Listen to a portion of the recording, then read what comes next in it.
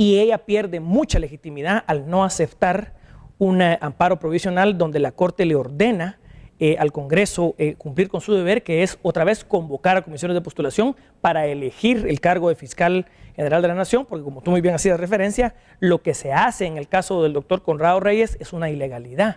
Se le destituye sin probarle justa causa. Y por presiones internacionales de CICIG, de embajadas y de otras entidades internacionales que no tienen absolutamente nada que decir en el proceso de la fiscal general. Y a mí me parece también que la embajada de los Estados Unidos, con todo respeto por supuesto a esas autoridades, comete un error garrafal en hacer un comunicado público y en decir que el gobierno de los Estados Unidos, representado en su embajador, especialmente la embajada de los Estados Unidos, está revisando un amparo de la Corte de Constitucionalidad. Eso es un insulto al país, un insulto a la soberanía del país, un insulto a la Corte de Constitucionalidad, y creo yo que al embajador Chacón le hace falta retractarse de ese comunicado, pedir disculpas públicamente por haber hecho eso, como me parece a mí lo vino a hacer el subsecretario Brownfield del Departamento de Estado de los Estados Unidos cuando vino a visitar a Guatemala, y que pues puso, digamos, que veía yo más en una línea de respeto a la institucionalidad guatemalteca al embajador Chacón, diciendo que el gobierno de los Estados Unidos respeta la soberanía guatemalteca y respeta las decisiones de la Corte, que creo yo es lo que debió haber pasado. En lo que nosotros discutimos todo esto, que es lo que está en mesa de noche, escritorios, entrevistas, ¿el presidente ya sabrá quién va a ser el nuevo fiscal? Pues el presidente va a tener que decidir. Pero pudiera, por supuesto que el callado, pero va a haber gente que va a entregar su papelería y demás. Sí. Él ya pudiera haberse hecho una idea de quién va a ser el fiscal. Él podría, digamos, tener alguna preferencia, obviamente no la puede hacer pública porque no se le ha presentado el listado de los 6 candidatos. Ahora, digamos, el cuerpo político guatemalteco entrará al debate de quiénes tienen tacha y quiénes no. En mi opinión, la fiscal general de la Nación, Claudia Paz y Paz, tiene una tacha fundamental, que no solo son los juicios ideológicos en contra de una parte de los que se enfrentaron en el conflicto armado interno guatemalteco, porque no ha perseguido a ninguno de los comandantes de la guerrilla, ni a uno solo, sino también se ha querido inflar los resultados del Ministerio Público. Por lo menos la mitad de los casos exitosos que el Ministerio Público dice tener son sobreseguimientos de archivos. El sobreseguimiento y el archivo de un caso penal no es un éxito para el Ministerio Público. Eso quiere decir que el Ministerio Público no pudo probar lo que estaba, digamos, pretendiendo probarle a un delincuente o a un presunto delincuente.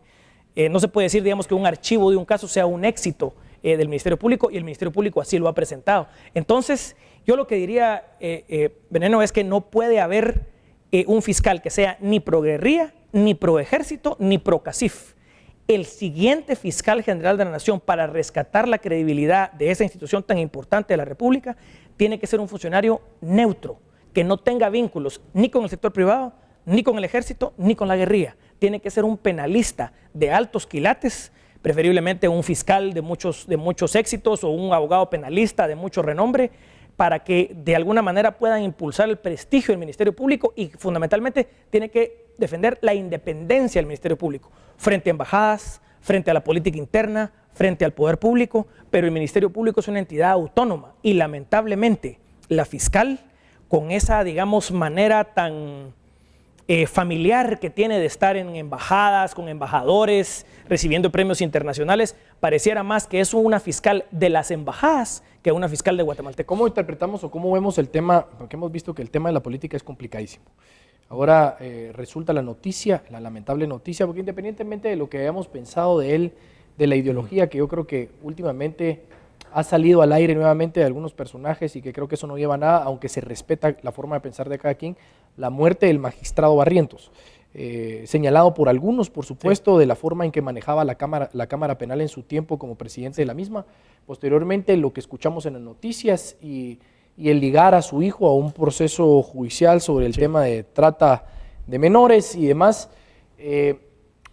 ¿En qué afecta, digamos, o qué interpretación pudiéramos hacer sobre el caso del magistrado que lamentablemente fallece? Sí, bueno, yo lo que tengo que decir sobre eso es, primero, que yo le presento mis condolencias a esa familia. Seguramente esa familia está pasando por un dolor muy grande en este momento, y lo mínimo que podemos hacer como guatemaltecos es sentir conmiseración y presentarle nuestro pésame y las condolencias a esa familia, independientemente de que el licenciado Barrientos Pellecer y yo hayamos tenido diferencias ideológicas muy fuertes y muy marcadas. Es una tragedia, digamos. Parece ser que el hecho ha sido un suicidio, y pues habrá que esperar también a que el Ministerio Público haga su trabajo y dilucide, digamos, las causas de la muerte, aunque todo parece ser apunta a un suicidio, y eso por supuesto es muy lamentable. Y mi condolencia va para esa familia.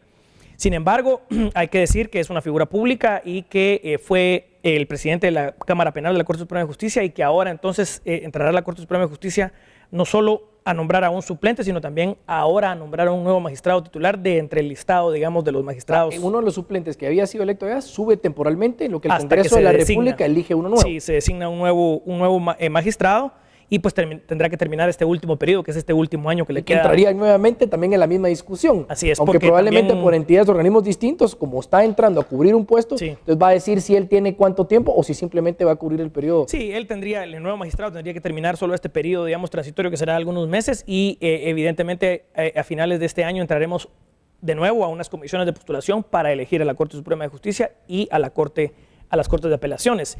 Entonces, te diría yo que lo más importante, digamos, en estos debates es preservar la humanidad independientemente de la política. No podemos, digamos, en un caso tan grave como este, desligarnos, digamos, de la tragedia humana que vive esa familia. Ese señor magistrado pues tiene esposa, tiene hijos, tiene familia, hermanos, etcétera. Que no otros se agarren de eso también para posicionarse, que es lo más triste. Y eso es tal vez lo más condenable, ¿verdad? Que algunas voces, porque no es toda la izquierda, sino que algunas voces en la izquierda quieran otra vez utilizar la muerte, la lamentable muerte del señor magistrado Barrientos Pellicer, en lo que parece ser es un suicidio, como munición para hacer política, que sería exactamente igual de condenable que si la derecha lo estuviera haciendo o cualquier facción política lo estuviera haciendo, y que no tengamos la humanidad básica de respetar el dolor de esa familia, respetar el dolor de esos deudos y apartarnos, digamos, de especular de manera irresponsable con temas políticos alrededor de esa muerte. Creo yo que es lo mínimo de decencia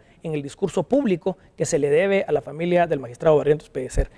Él y yo pudimos haber tenido serias y fuertes diferencias ideológicas, seguramente en su legado se le seguirá criticando el punto de vista, digamos, entre izquierdas y derechas, pero eso no quiere decir que no tengamos la más mínima humanidad para respetar el dolor de esa familia. Lo que queda claro en la plática es que el ciudadano tiene que ponerle atención a los procesos de elección que se están llevando ahorita. Tribunal Supremo Electoral, porque al final de cuentas es el que conlleva todo el sistema electoral, el proceso y a lo que ellos le llaman una fiesta cívica y demás, que eso trae más responsabilidad que otra cosa.